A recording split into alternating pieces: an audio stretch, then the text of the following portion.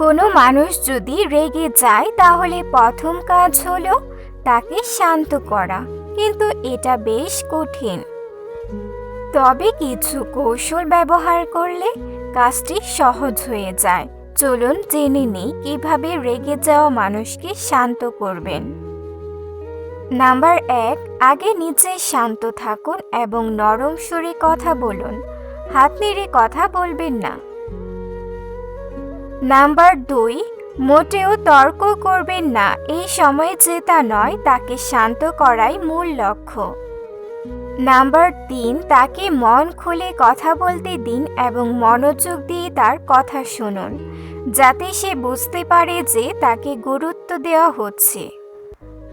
Number 4, তাকে সমর্থন করে বলুন, আপনার রেগে যাওয়াটা শতভাগ যুক্তিসঙ্গত। আপনার জায়গায় আমি থাকলে আমিও এভাবে রেগে যেতাম। এই সময় ভুলেও তার বিপক্ষে কথা বলবেন না। নাম্বার 5, যার উপর রাগ করেছে তাকে তাৎক্ষণিকভাবে সরি বলতে হবে বা ক্ষমা চাইতে হবে। নাম্বার 6, তাকে এই বলে আশ্বস্ত করুন যে অবশ্যই তার চাওয়া অনুযায়ী সমস্যার সমাধান করা হবে। নাম্বার 7, যখন তার রাগ কমে যাবে তখন ধীরে ধীরে তাকে আসল বিষয়টি বুঝিয়ে বলুন,